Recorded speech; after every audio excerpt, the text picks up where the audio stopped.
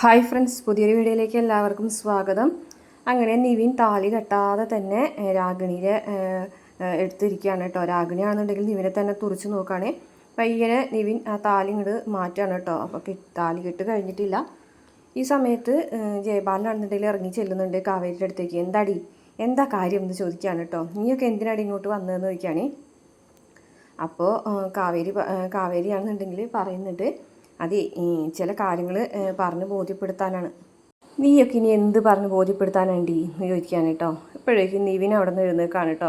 നിവിൻ എഴുന്നേൽക്കുന്ന കണ്ടോടുകൂടി രാഗിണി ആകെ ടെൻഷൻ അടിച്ച് നിവിൻ്റെ പിന്നിൽ കൂടെ തന്നെ പുറത്തേക്ക് ഇറങ്ങി വരുന്നുണ്ട്. അന്നേരം ആരെന്ന് വെച്ചാൽ ചാരുലത മേഡം വരികയാണ് കേട്ടോ. ചാരുലതനെ കാണുമ്പോൾ മേഡം വന്നോ എന്നൊക്കെ ചോദിച്ചിട്ട് വലിയ സൗഹൃദത്തിൽ ചെല്ലാണ് കേട്ടോ. സത്യത്തിൽ കല്യാണത്തിൻ്റെ സമയമായപ്പോൾ മേഡത്തിന് മെസ്സേജ് അയക്കാൻ മറന്നുപോയി. എന്തായാലും മേഡം വന്നല്ലോ, കഴിച്ചിട്ട് പോയാൽ മതി എന്നൊക്കെ പറയാൻ കേട്ടോ. അപ്പോൾ ജയപാല തോളി പിടിച്ചത്, ജയപാല ഞാൻ കല്യാണം കൂടാൻ വന്നതല്ല എന്ന് പറയും കേട്ടോ. മേഡം എന്ന് വിളിക്കാൻ കേട്ടോ. ഇവരുടെ കാവേരിയിൽ ഒരു പരാതിയിൽ വന്നിട്ടുള്ളതാണെന്ന് പറയട്ടോ. ഓ, ഇവിടെ പരാതി പണ്ട് തന്നിട്ടുള്ളതല്ലേ, എന്നിട്ട് എന്തായി? തെളിവില്ല, സാക്ഷികളും ഒന്നുമില്ല, അത് തേഞ്ഞു മാഞ്ഞു പോയതല്ലേ, ഇനിയിപ്പോൾ പിന്നെ എന്തോ പറയാനാ? ഇതൊക്കെ ഒരു നേരം പോക്കാണ്. വിശാലിനെ വിളിച്ചിട്ട് പറയുകയാണ്, നീ കല്യാണത്തിൻ്റെ കാര്യങ്ങളൊക്കെ നോക്കിയേ, ഇവരൊക്കെ നേരം പോക്ക് പറയുന്നതാണെന്ന് പറയട്ടോ. ഇതൊക്കെ നേരം പോക്ക് അല്ല, നോക്ക്, അറസ്റ്റ് വാറട്ടാണെന്ന് പറയട്ടോ. അപ്പോൾ ജയപാൽ പുച്ഛത്തോട് കൂടിയിട്ട്, മേഡം ഭീഷണിപ്പെടുത്താൻ ശ്രമിക്കുകയാണോ എന്ന് ചോദിക്കാൻ കേട്ടോ. മേഡത്തിന് എന്നെ ശരിക്കും അറിയില്ല എന്നൊക്കെ പറഞ്ഞ ചാനൽ മേഡത്തിൻ്റെ അടുത്തൊരു ഷോയൊക്കെ ഇറക്കുന്നുണ്ട് കേട്ടോ. അതെ, അന്ന് തേഞ്ഞു മാഞ്ഞു പോയ കേസല്ലേ, ഇത് വീണ്ടും പൊക്കേണ്ട ഒരു കാര്യമില്ല, തെളിവുമില്ല, സാക്ഷിയുമില്ല എന്നൊക്കെ പറയാണ് കേട്ടോ. അന്നേരം തെളിവുണ്ട്, സാക്ഷിയുണ്ട് ജയപാല എന്ന് പറയാൻ കേട്ടോ. തെളിവോ?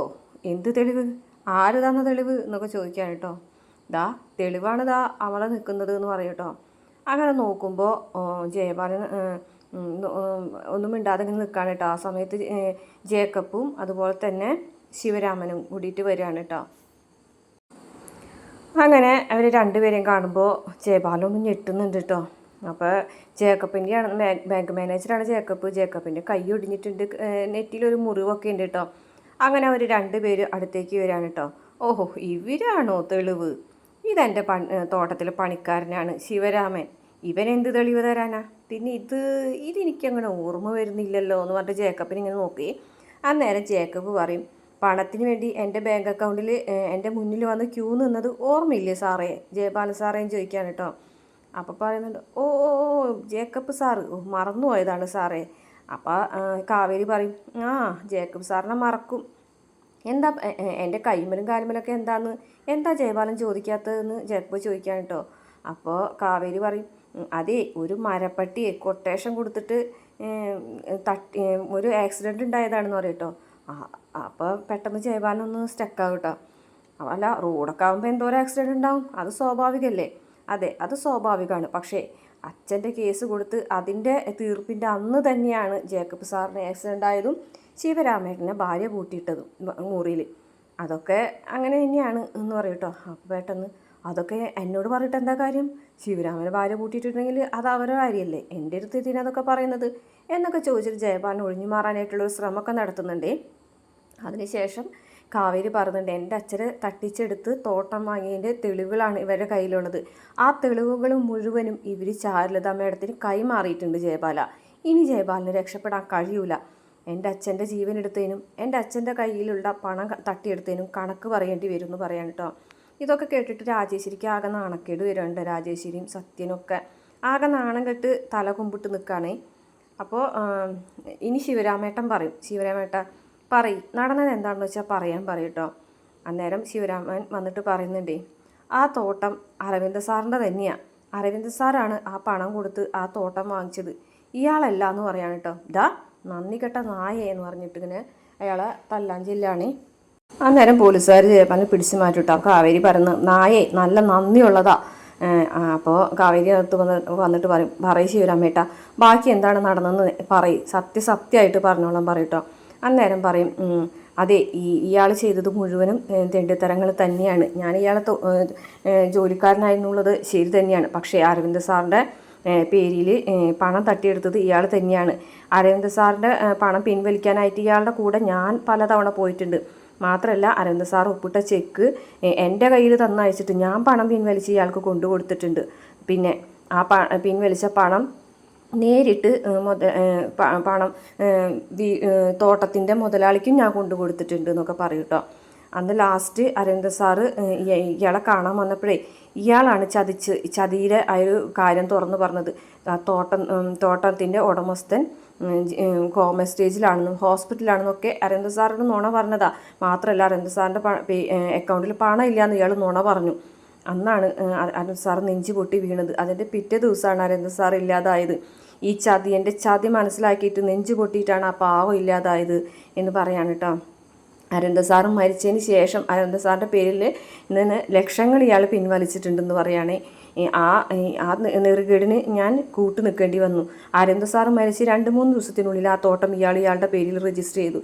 അതിനൊക്കെ ഞാൻ കൂട്ടു നിൽക്കേണ്ടി വന്നു എന്ന് പറഞ്ഞിട്ട് ശിവരാമ പൊട്ടിക്കറിയാണേ. ഈ സമയത്ത് ശാരദ വന്നിട്ട് അയാളുടെ കഴുത്തിന് കുത്തി പിടിച്ചിട്ട് പറയാണ്, ദുഷ്ട, സ്വന്തം സഹോദരനെ പോലെ സ്നേഹിച്ചിട്ട് എൻ്റെ അരവിന്ദേട്ടൻ നീ കൊന്നില്ലേടാ, നീ ഇത്രയും വലിയ ചതിനായിരുന്നു തിരിച്ചറിഞ്ഞിട്ടല്ലേ എൻ്റെ അരവിന്ദേട്ടൻ നെഞ്ചു പൊട്ടി മരിച്ചത്, ഒരാളോട് പറയാൻ പോലും പറ്റാതെ നീ അല്ലേടാ ചതിച്ചത് എന്നൊക്കെ പറഞ്ഞിട്ട് ഇങ്ങനെ കഴുത്തിന് കുത്തി പിടിക്കുകയാണ് കേട്ടോ. അപ്പോഴേക്കും രാഗിണിയും പ്രവീണയും വന്നിട്ട് പിടിച്ചു മാറ്റുന്നുണ്ട്. ശാരദ, എന്ത് നെറുകേടാണ് നീ കാണിക്കുന്നത്? ഞാനാണോടി നെറുകേട് കാണിച്ചത്? നിൻ്റെ ഭർത്താവല്ലേടി എൻ്റെ ഭർത്താവിനോട് നെറുകേട് കാണിച്ചത്? എൻ്റെ അരവിന്ദേട്ടനെ ചതിച്ച് കൊന്നില്ലേടി നിൻ്റെ ഭർത്താവ്? അതൊക്കെ കണ്ടുകൊണ്ട് നീയും നിന്നില്ലേ എന്നൊക്കെ ചോദിച്ചും കണ്ട് പ്രവീണൻ്റെ നേരെ തട്ടിക്കയറാണ് കേട്ടോ. എന്നിട്ട് പറയുന്നുണ്ട്, ഒറ്റ കാലത്തും നിനക്കൊന്നും ഗുണം പിടിക്കില്ലടാ, നിനക്കൊന്നും തായ്വേര് പോലും ഇല്ലാതായി പോകൂടാ എന്നൊക്കെ പറഞ്ഞിട്ട് അവിടെ നിന്ന് പ്രാവാണ് കേട്ടോ. ഈ സമയത്ത് സത്യൻ്റെ അടുത്ത് വന്നിട്ട് ബന്ധുക്കൾ പറയുന്നുണ്ട്, ഇതെന്ത് ഫാമിലിയിലേക്കാണ് നിൻ്റെ പൊന്നു മോനെ കൊടുക്കുന്നത്? ഈ ഫാമിലിയിൽ നിന്നാണോ നിൻ്റെ മോന് കല്യാണം ആലോചിക്കാൻ പറ്റുള്ളൂ എന്നൊക്കെ പറഞ്ഞിട്ട് നാണം കെടുത്തുന്നുണ്ട് കേട്ടോ. അപ്പോഴേക്കും ഇത് കണ്ടിട്ട് രാഗിണി വന്ന് പറയാം, അച്ഛാ ഇവർക്ക് വേണ്ടത് എന്താണെന്ന് വെച്ചാൽ കൊടുക്കച്ചാ, കല്യാണം നടക്കണം എന്ന് പറയുകയാണെ. അപ്പോൾ ശരി, ഞാൻ സമ്മതിച്ചു, പണം ഞാൻ കൊടുക്കാം, മേഡം പോയിക്കോ, ഞാൻ സ്റ്റേഷനിലേക്ക് വരാം, ഇവരോട് സ്റ്റേഷനിൽ വന്നാൽ മതി എന്ന് പറയും കേട്ടോ. അപ്പോൾ കാവേരി പറയും, അങ്ങനെ തൻ്റെ സമയത്തിനനുസരിച്ച് നിൽക്കാനേ ഞങ്ങൾക്ക് സമയമില്ല, ഞങ്ങൾ ഈ നാട്ടിൽ നിന്ന് തന്നെ പോകാം, ഈ നിമിഷം ഞങ്ങൾക്ക് പണം കിട്ടണം എന്ന് പറയാൻ കേട്ടോ.